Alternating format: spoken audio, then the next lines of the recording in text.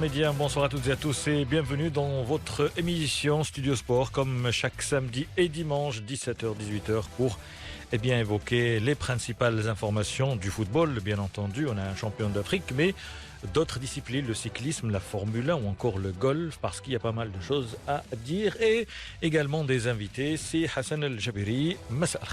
مساء النور حكيم، مساءكم سعيد مستمعينا الكرام. تحية لمخرجة عدد اليوم زميلتنا نوال، أيضا زميلنا عبد الرحيم.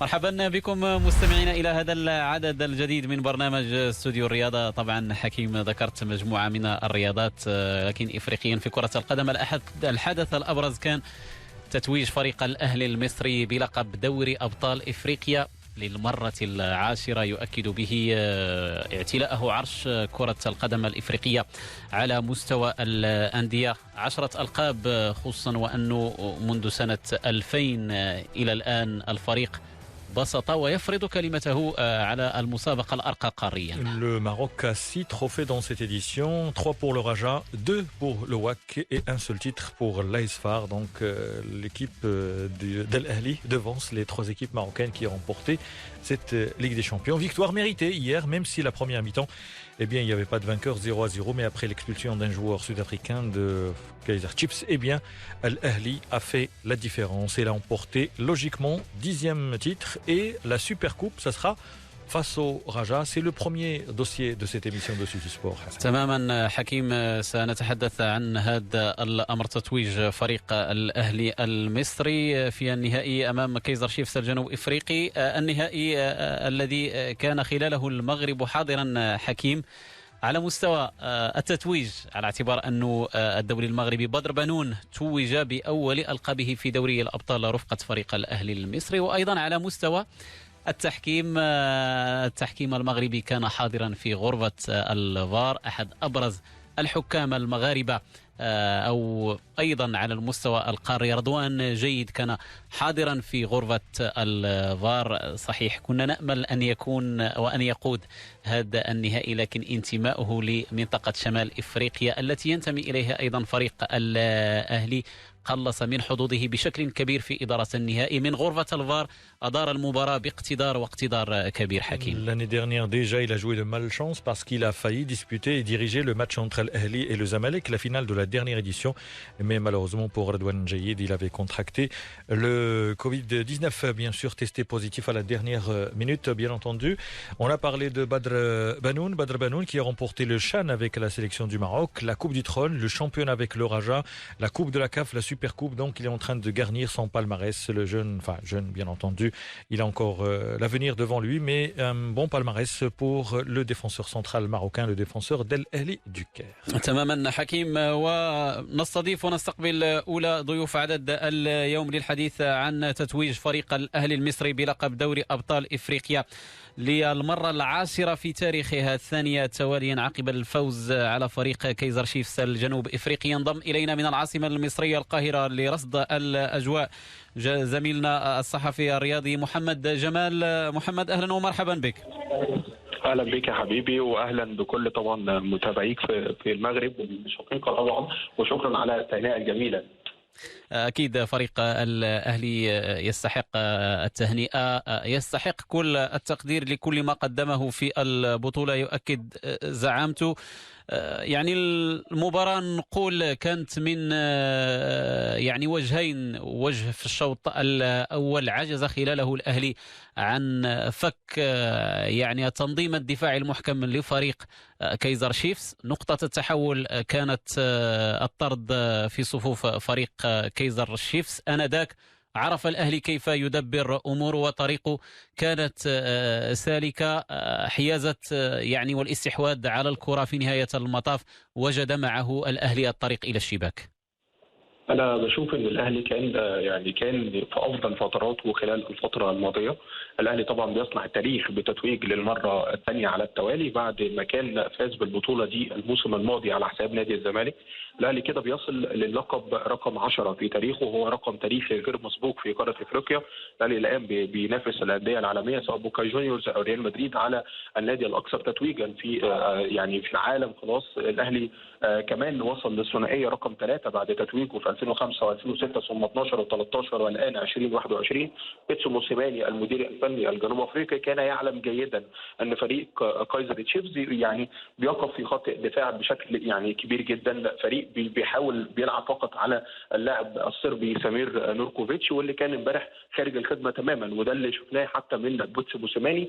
زي ما حضرتك قلت كده كان الفريق واقف دفاعيا ولكن بيلعب على نوركوفيتش، ولكن خلال المباراه لو تلاحظ ان بعد الانذار اللي يعني خده اللاعب ايمن اشرف في بدايه الشوط الثاني كان في تغيير على طول، وهو نزول ياسر ابراهيم عشان في حاله الالتحام حتى مع نوركوفيتش ما يكونش اللعيب معرض للطرد، وهو طبعا اللاعب ايمن اشرف. وده اللي يقول لك قد ايه ان كان بيتسو موسيماني مركز حتى في كل التفاصيل للنادي الاهلي. كمان النادي الاهلي خلال الشوط الاولاني وصل كتير جدا خلال اللقاء، مش قصه بس الطرد هي اللي فتحت المباراه، ولكن بالعكس الاهلي كان بيستطيع ان هو يسجل اهداف كتير جدا، خاصه ان كايزر تشيفز لم يهدد تماما مرمى النادي الاهلي خلال المباراه. الهدف كان جاي لغه الكوره كده المصريه، الهدف جاي حتى طبعا يعني النجم المتالق وهو محمد شريف سجل الهدف الاول، ثم بقى تتالي يعني الاهداف الاخرى اصبحت متتاليه عن طريق قفشه، وثم سجل طبعا عمرو السوليه عشان هما الاثنين كمان يحققوا رقم قياسي، وهو وصول عمرو السوليه للهدف الثالث في نهائيات دوري الابطال بعد هدفه في مرمى الترجي 2018 ثم في الزمالك 2020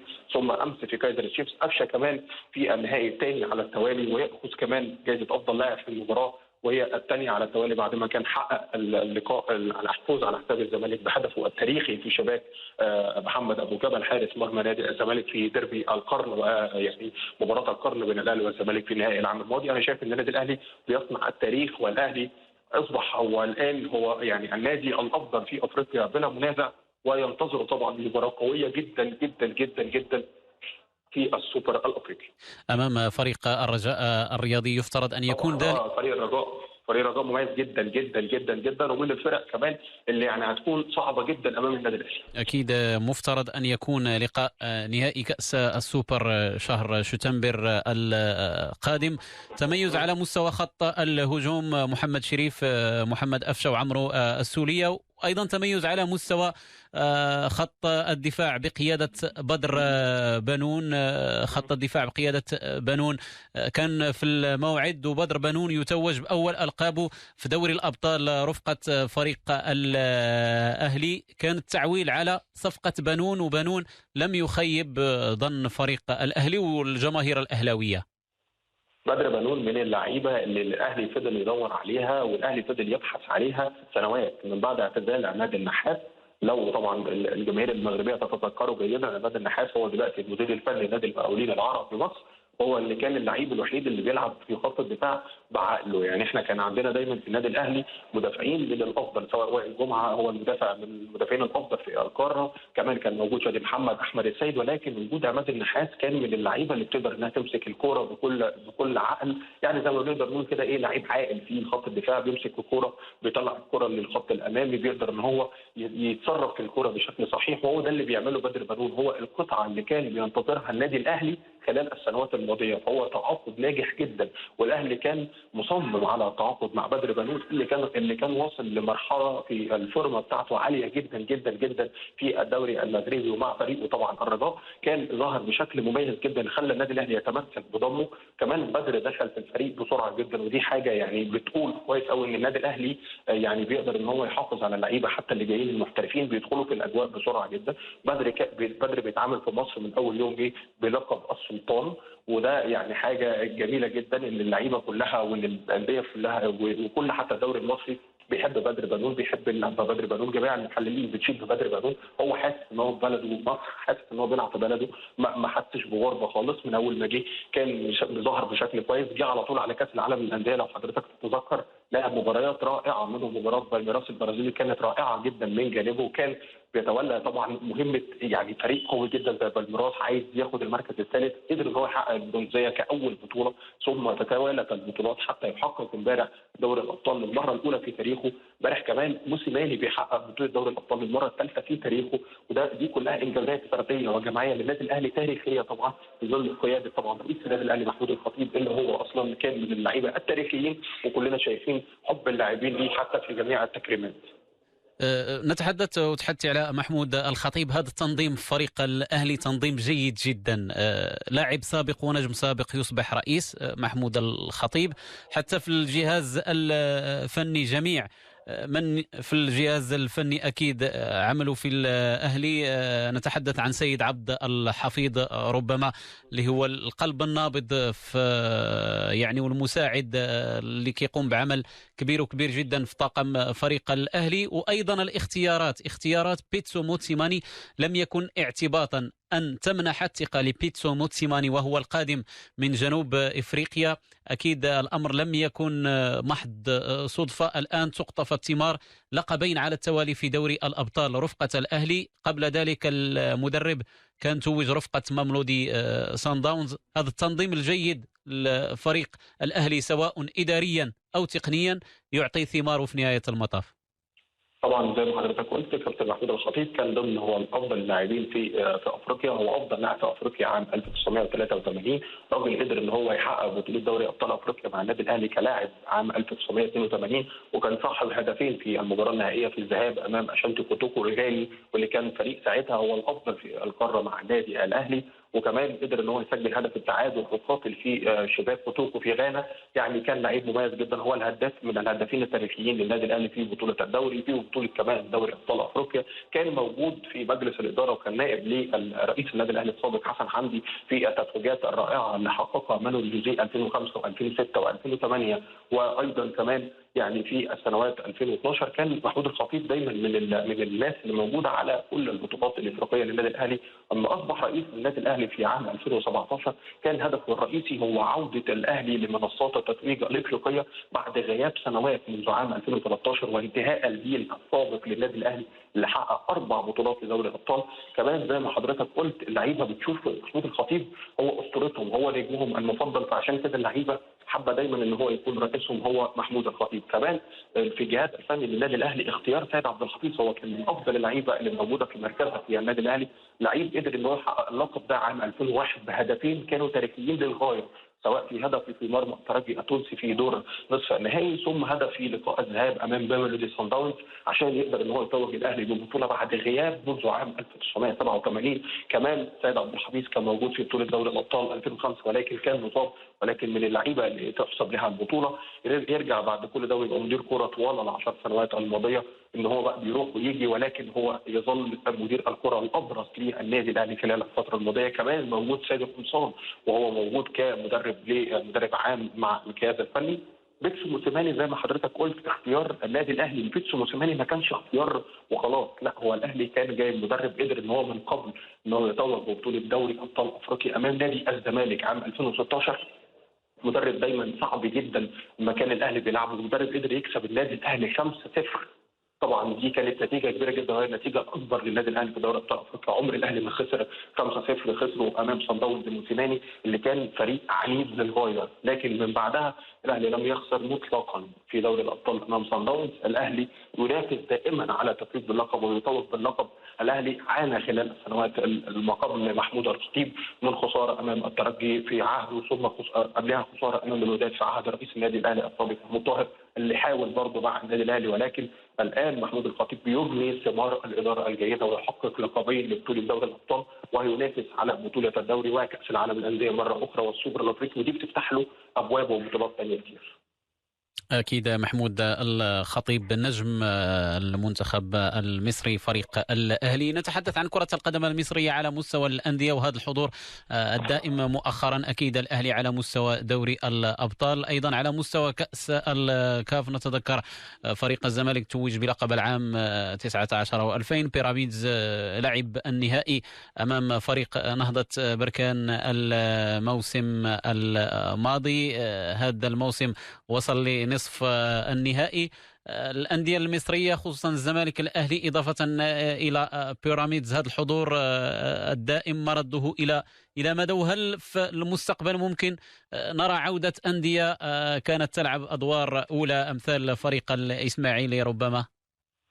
طبعا الدوري المصري خلال الفترة الماضية أصبح أقوى كمان في ظل وجود بيراميدز اللي دلوقتي وصلت السنة اللي فاتت لفاينل الكونفدرالية والموسم الحالي لنصف نهائي كأس الكونفدرالية طبعا قبل الخساره امام نادي الرجاء المغربي، والسنه اللي فاتت طبعا كانت خسرت امام نهضه بركان المغربي.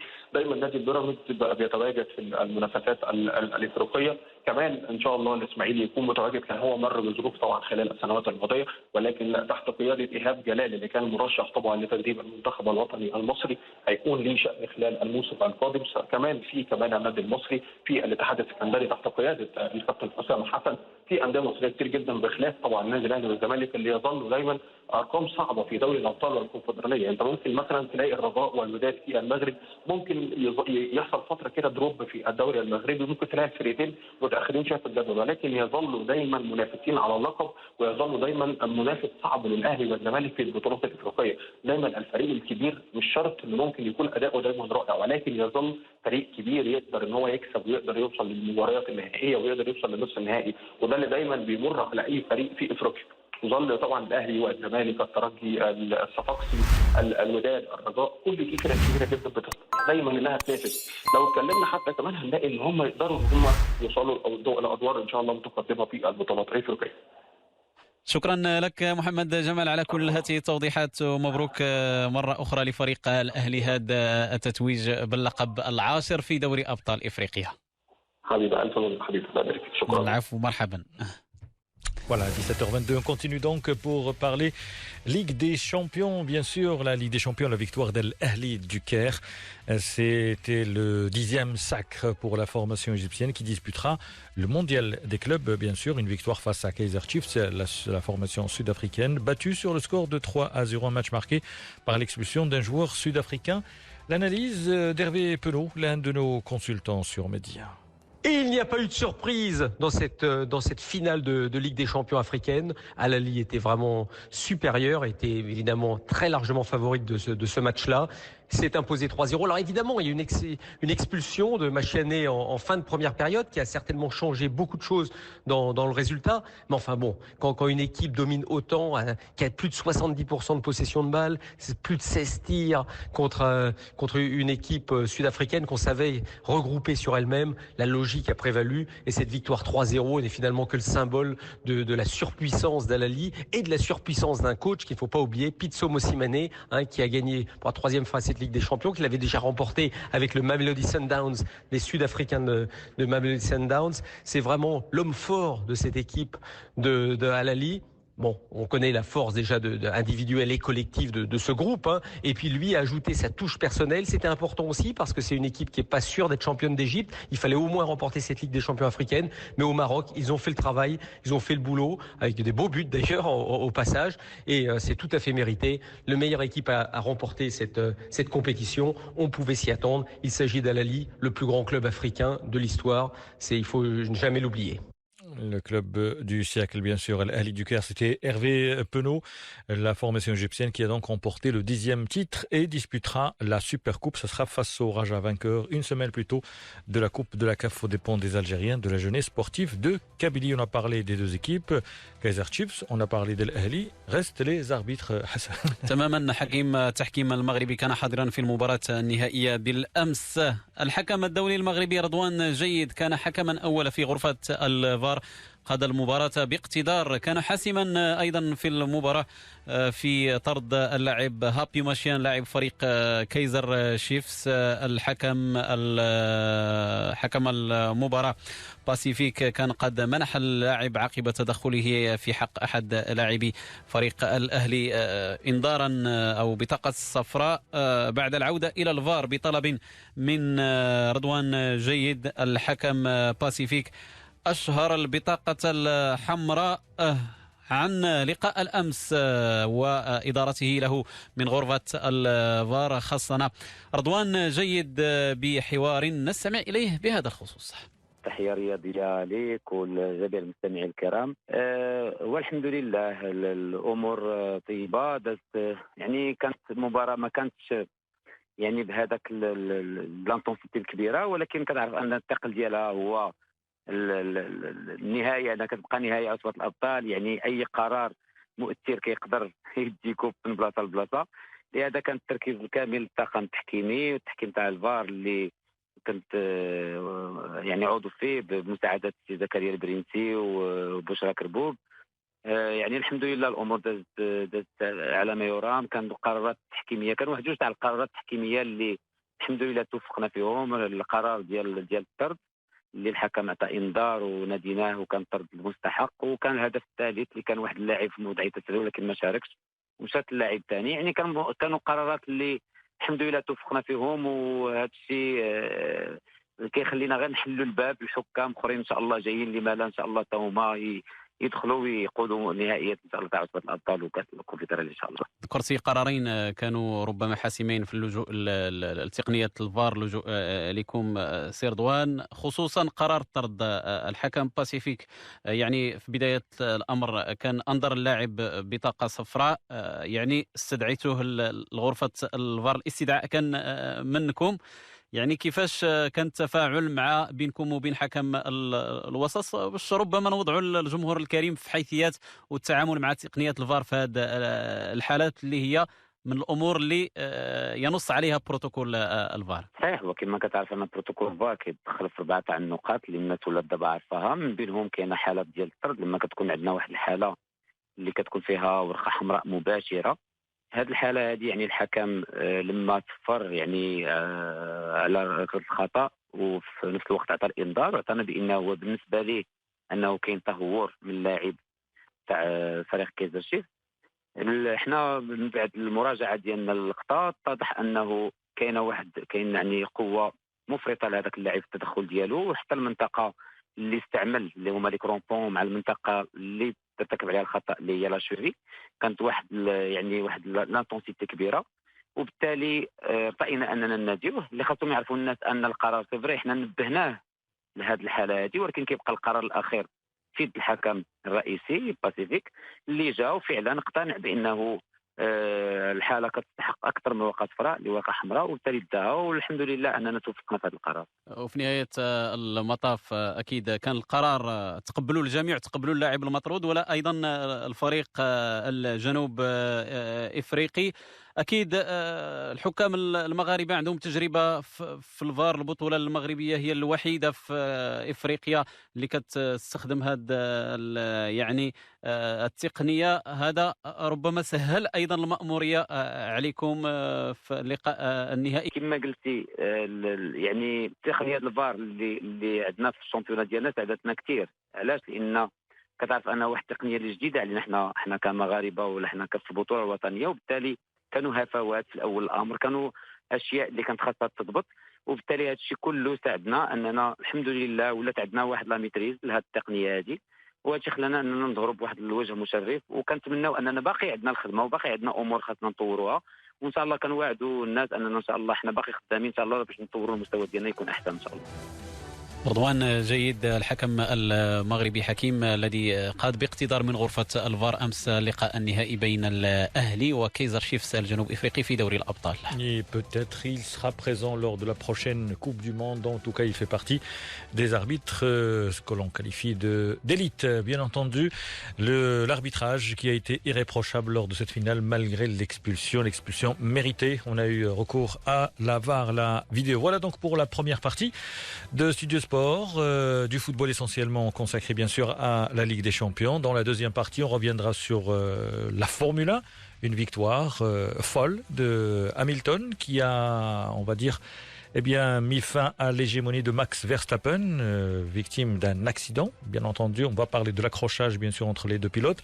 On parlera également du British Open, vous le savez, le 4e majeur, et changement de leader puisque Lewis Oosthuizen n'est plus aux commandes, lui qui a dominé les 3 premiers jours.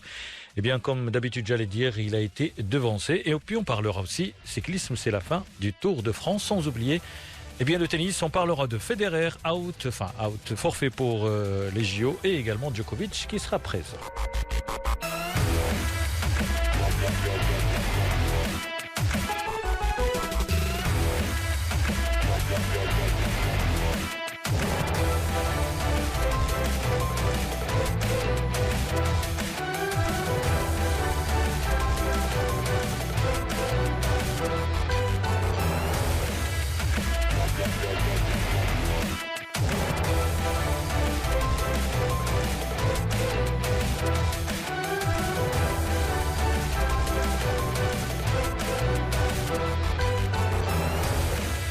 17h33 sur Média, bonsoir à toutes et à tous. La deuxième partie de Studio Sport. Nawal toujours à la réalisation, fidèle au poste. Et également, c'est Hassan Jabiri, Hakim Tamim pour vous servir. Bonsoir à toutes et à tous. La première partie consacrée à la Ligue des Champions, la victoire d'El Ahli du Caire avec un défenseur marocain, Badr Banoun, et un arbitre aussi, Redouane Jayed, à la vidéo, bien entendu, la VAR. Et là, on va parler de la deuxième partie. On va parler tennis, on va parler golf. Mais d'abord, on va accueillir un ami très cher. N'est-ce pas, c'est Hassan, c'est Hilal Ter qui sera avec nous. تماما حكيم. سي هلال صديقنا الضيف الدائم هو أصبح جزءا من البرنامج.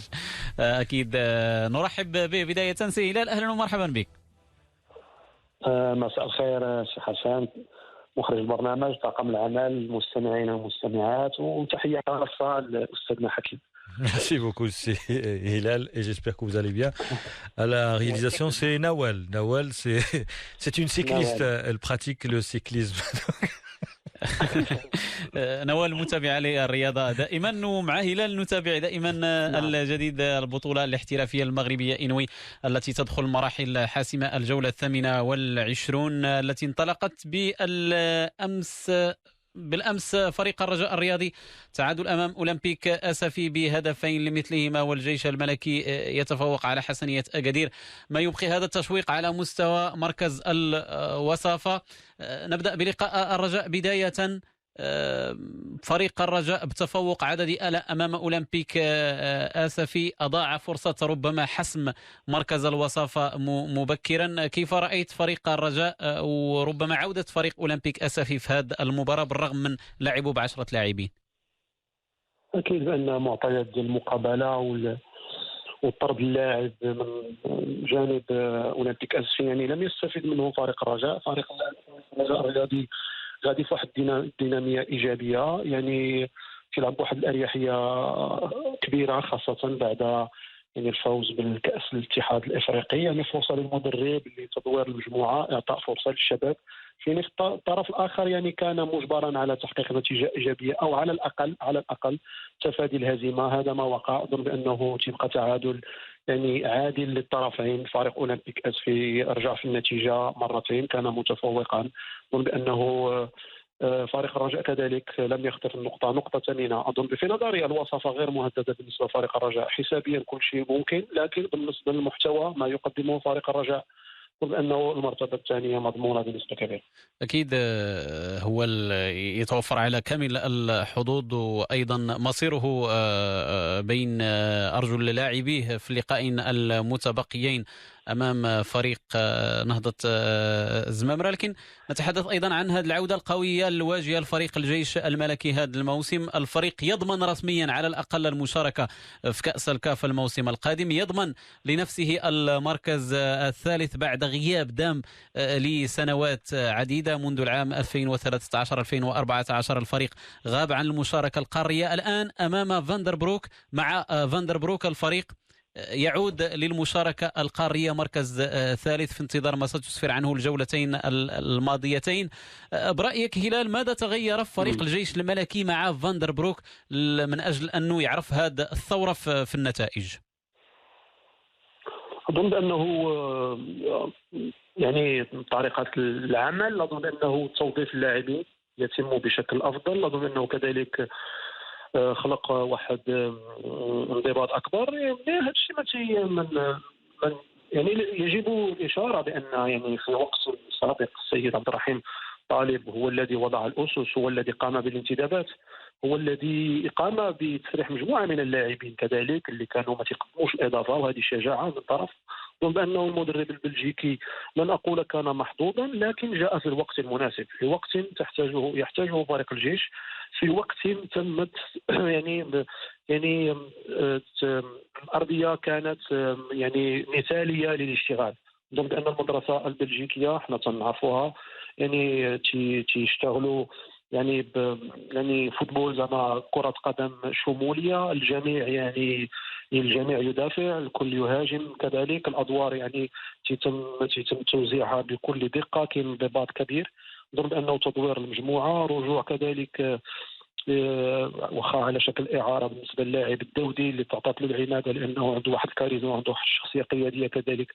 اعطات اضافه، مكن فريق الجيش من ضبط ايقاع اللاعب، من الرفع، من الخفض، من نفق المباراه على حسب النتيجه. مجموعه من الامور اظن انه امور كثيره تغيرت، لكن يعني الجميع مسؤول عن النتيجه على هذا المسار، مسار مشرف، مسار مستحق. وكنا ذكرنا في يعني منذ ما جاء يعني المدرب البلجيكي بعد مرور 3 مباريات بانه يؤدي بشكل افضل، وبانه هو البروفايل المناسب لهذه التركيبه البشريه. فريق الجيش في نظري سيكون اقوى في الموسم المقبل، في نظري شريطة الحفاظ على الثوابت، تجديد العقود لاعبين، تحسين اللاعبين، لان اللاعبين في سن شباب يؤدون بشكل جيد، قدموا إضافة، كسبوا صفة الدولية، وجب تحسين عقودهم للحفاظ عليهم. أكيد، وهذا أمر هام لدى فريق الجيش وأيضا جميع الأندية بالنظر لصعوبة الموسم الماضي. هذا الموسم أيضا توالي المباريات، ولازم البناء على هذه النجاحات هلال هذا الموسم، يعني باستثناء ربما رباعي المقدمة اللي ضمن مكانه. هناك صراع يعني محموم بين مجموعة من الأندية من أجل تفادي النزول. وضع هذا الموسم في نظرك لاش كيرجعوا هذا التقارب الكبير في المستوى؟ يمكن نسميه هناك يعني ربما مقدمة من 4 أندية، في حين الكوكبة المجتمعة أكيد في انتظار مراحل الحسم الأخيرة، خصوصا الجولتين الأخيرتين. هذا التنافس في نظرك لاش ممكن نرجعوه هذا التقارب الكبير في المستوى بين الأندية هذا الموسم؟ كاين تقارب لأن كل الأندية أظن أنه موفر لها السيوله الماليه، لان الجامعات تتوزع السبونسيون يعني بشكل متساوي، كذلك حقوق النقل التلفزي، يعني ما تكونش فوارق كبيره يعني من ناحيه، تكون الاجتهاد على مستوى ايجاد مستشارين قادرين على مساعده الفريق. اظن بانه من الصعب باش نوصف الدوري المغربي، نعتبره دوري قوي، اظن بانه من اقوى الدوريات يعني في التصنيف، يعني في 3 سنوات الأخيرة أو في 4 سنوات الأخيرة هو دائما في المرتبة الأولى أو الثانية أو الثالثة، دائما حاضر.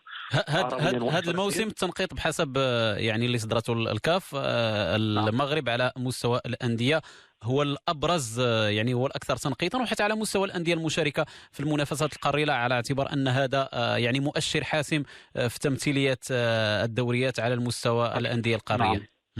نعم، لكن أنا شخصيا إذا هضرت من الناحية التقنية يعني واكتفينا بالمحتوى ديال المقابلات اللي تنشاهدوها على هذا المعيار الوحيد، اظن انه لن اقول دوري قوي، لكن اقول دوري صعب جدا. يعني احنا تم الدليل على الكلام ديالي خير مثال هو يعني حتى تم انتداب يعني لاعبين يعني بقوه هجوميه كبيره توجدوا صعوبه كبيره في التهديف، لان السيستم دو جو، اساليب اللاعب، طرق اللاعب يعني والفكر ديال المجموعه من المدربين والثقافه السائده هو فكر دفاعي محض، يعني عدم استقبال الاهداف والاعتماد على المرتدات. وهذا تنشوفه اظن انه اللاعبين يؤدون بشكل جيد في غياب الضغط، لكن مع الضغط اظن بانه كذلك ما خصناش ننساو بان الحجر الصحي كان عنده تاثيرات سلبيه على العامل النفسي. شفنا مجموعه من البطاقات الحمراء التي اشيرت مجموعه من المقابلات، كذلك ضغط اللاعبين، سلوكات غير مالوفه من عند المدربين، من عند افراد الطاقم التقني الطبي الاداريين، كذلك رؤساء الفرق يعني يتصرفون بشكل هستيري، يعني بشكل غير طبيعي غير مألوف. مجموعة من الأمور يعني الحجر الصحي أظن أنه كان عنده واحد السبب مباشر كذلك في يعني تأثير على الجانب الذهني اللي كانت كاينه واحد الانرجي نيجاتيف، واحد الطاقة سلبية تعيشوها. كذلك طول الموسم كان طويل، ما كانش فترات استراحة، توقف كذلك 40 يوم فسح المجال للمنتخب الوطني المحلي لاجراء منافسات الشهر، مجموعه من الامور.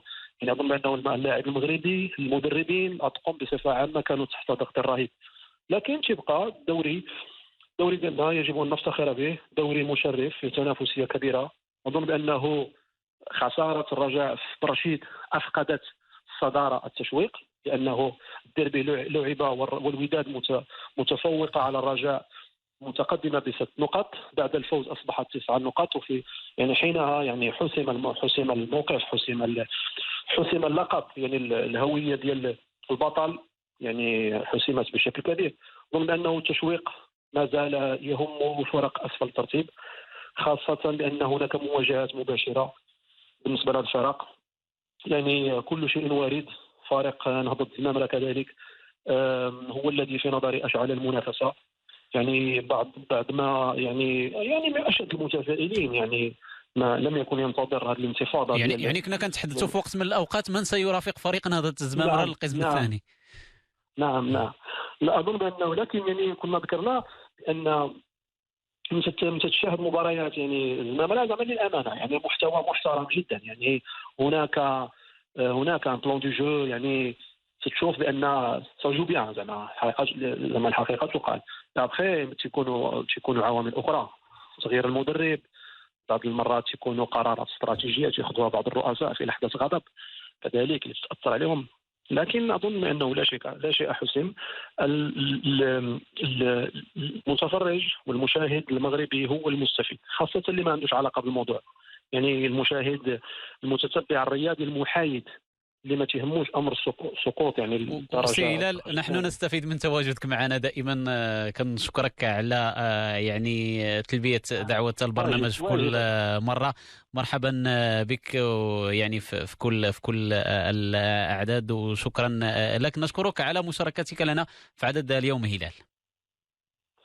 تحياتي للجميع، شكرا سي حكيم وسي حسن وكل توفيق البرنامج ديالكم شيق. شكرا هلال. منافسات البطوله الاحترافيه المغربيه ايضا كانت موضوع حديثنا. للاشاره حكيم في هذه الاثناء، اولى مباريات اليوم المتصدر والبطل فريق الوداد الرياضي منهزم بمركب محمد الخامس بالدار البيضاء ب2-0 امام فريق اتحاد طنجة. Voilà donc pour ce match peut-être sans enjeu pour le Wacker Ittihad de Tanger qui reste sur une série de contre-performances. On change de discipline pour parler tennis et on dit également à Hilal Taher un grand merci bien entendu. On parle tennis juste avant d'avoir Abdrahim Mondir, notre monsieur tennis sur Médien, l'Académie Mondir, ancien capitaine de l'équipe du Maroc en Coupe Davis. Eh bien sachez qu'en Formule 1, Lewis Hamilton a remporté le Grand Prix de Grande-Bretagne, sa 99e victoire de sa carrière. Il reste deuxième au classement général et lors de ce Grand Prix, il y a eu un accrochage avec Max Verstappen, le pilote néerlandais, leader du championnat du monde, a dû abandonner. Eh bien, on prend la direction de la petite balle jaune pour retrouver, comme je vous le disais tout à l'heure, Abdrahim Mondir. C'est Abdrahim, bonjour et bonsoir. Oui, bonsoir, salam alaikum, marhaba. Et Abdrahim, on va parler dans un instant de Novak Djokovic, le numéro 1 mondial, qui a décidé finalement, parce que dimanche dernier, après avoir remporté Wimbledon, il n'était pas sûr, c'était du 50-50, mais finalement, au cours de la semaine, il a décidé de faire le voyage à Tokyo, bien entendu, remporter la médaille d'or, une médaille olympique. Eh bien, c'est le rêve de chaque sportif, surtout quand il s'agit des joueurs de tennis, parce que contrairement à Novak Djokovic, qui a encore une chance, peut-être que Roger Federer ne sera jamais champion olympique en simple. Il a été en double, mais en simple, non, parce que, eh bien, le joueur qui aura 40 ans dans quelques jours a décidé tout simplement de ne pas faire le déplacement, un problème au genou, et on le sait, ces dernières années, il a vraiment, on va dire, galéré avec ses genoux, c'est Abdrahim. Oui, tout à fait, mais pour revenir à Djokovic, de toute façon, pour informer au maximum toutes les personnes qui nous écoutent, il y a plusieurs raisons pour lesquelles Djokovic est obligé d'aller jouer les Jeux Olympiques. Enfin, obligé, c'est un gros mot. Mais Djokovic, d'abord, la première des choses, on sait que c'est un joueur extrêmement nationaliste. Il adore jouer, il adore défendre les couleurs de son pays. C'est quelqu'un, même en étant blessé, même en jouant sur une jambe, il ne va pas abandonner, il va être là pour jouer et représenter la Serbie. Et la deuxième chose, ce que vous et moi, nous ne savons pas, c'est que peut-être qu'il a des contrats de sponsoring. Et le sponsor, quand il lui fait signer un contrat, il l'oblige à représenter son pays pendant les Jeux Olympiques. Tout cela peut avoir son pesant dans l'idée, dans la décision pour aller jouer les Jeux Olympiques. Quant à Federer, on le disait la dernière fois lors de notre passage, il n'a plus rien à prouver. D'abord, il est blessé, ça c'est une chose, mais comme on dit psychologiquement, c'est le corps, c'est notre cerveau qui nous pousse ou qui nous rend blessés, parce qu'on se pousse à la blessure. Comme il a tellement souffert de ces bulles Parce que, comme vous le savez mieux que moi, il n'a plus besoin de rien, il n'a plus rien à prouver. Donc, quand il se retrouve tout seul, à 40 ans, dans une bulle, avec des gens qui ont 20 ans, 15 ans de moins que lui, et eux, leur premier objectif, c'est de jouer au tennis, devenir fort et gagner de l'argent. Lui, il a tout ça. Aujourd'hui, son objectif, c'est rendre sa famille heureuse. Et alors, quand il est là, et comme ça fait longtemps, parce qu'il découvre le rôle du père, le rôle de l'homme de la maison, parce qu'il a été blessé, ça fait pas...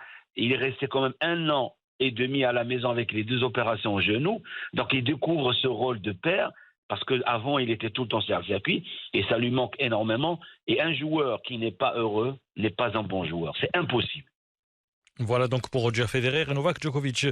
C'est Abdelrahim, on parle de cette série de forfaits parce que on le sait, Federer n'y sera pas, Rafael Nadal non plus, Dominic Thiem, mais justement c'est une énigme. Dominic Thiem, le joueur autrichien, et qui n'est plus jeune d'ailleurs, il n'est pas comme les autres, mais n'empêche, c'est la nouvelle génération entre autres, parce que si on parle de la nouvelle génération, celle qui arrive, on va parler de Tsitsipas, on va parler de Medvedev entre autres, mais ces joueurs, sans oublier, côté féminin aussi, il y a pas mal de joueurs, certains ont été testés positifs, d'autres refusent ou bien ont peur de ne pas faire le déplacement. Vous comprenez ces décisions? Donc, sincèrement, en tant qu'éducateur et sportif, oui, je les comprends parce que c'est tellement difficile de se retrouver sans spectateur. C'est des joueurs qui ont besoin de public, qui ont besoin de jouer devant une foule. Et aujourd'hui, parce que comme vous le savez, il y a aussi un facteur important, il n'y a pas de presse-monnaie pendant les Jeux Olympiques. Tu vas jouer juste pour la médaille et le drapeau. Après, c'est l'État qui offre une enveloppe pour une médaille d'or, pour une médaille d'argent ou une médaille de bronze. Donc tous ces joueurs, pour revenir à Dominic Thiem, il est arrivé, il est blessé d'abord. Ça, c'est pas un mensonge, il est blessé.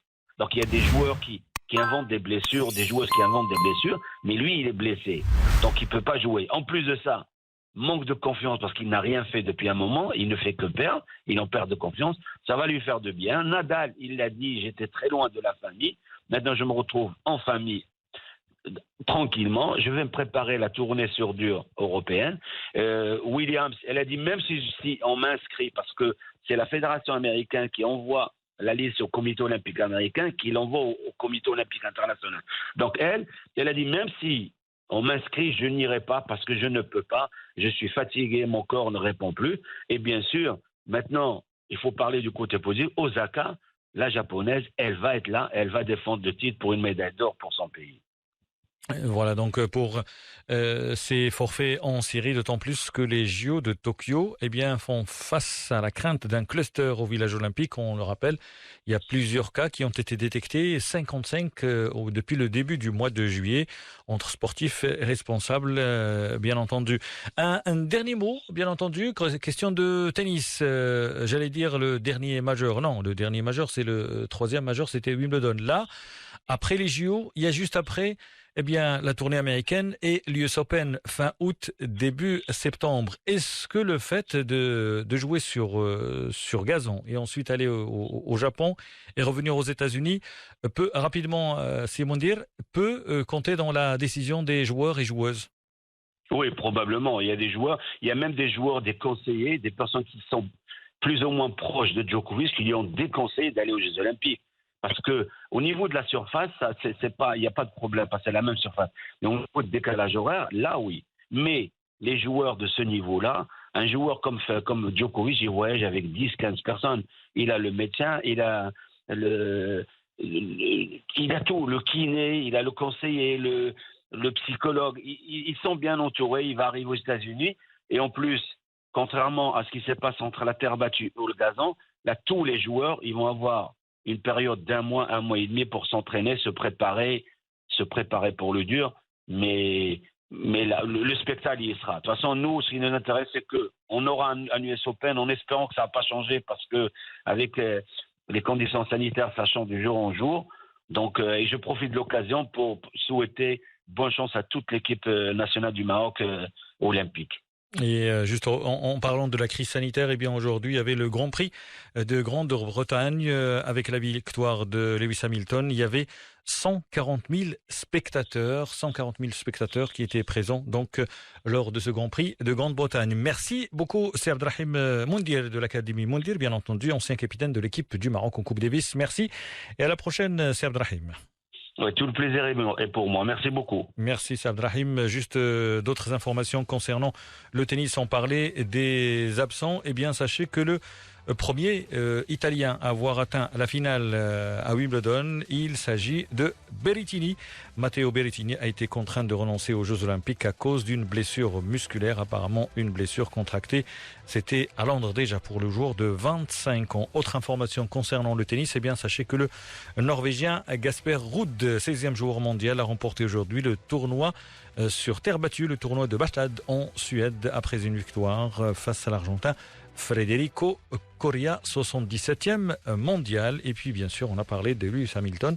Peut-être un petit mot, Hassan, du British Open, le golf. On aura les résultats apparemment ce soir parce que ça continue en ce moment. بالفعل حكيم، النسخة 49 من بطولة بريطانيا المفتوحة أوبن المقامة ببريطانيا. الجنوب إفريقي لويس أوستيزن كان متصدرا بعد مرور 3 جولات، لكن يبدو بأن الأمور بدأت تماما حكيم. الأمور بدأت ربما تفلت من بين يديها. الجولة الأخيرة تجرى في هذه الأثناء، فقد الصدارة والمنافسات متواصلة.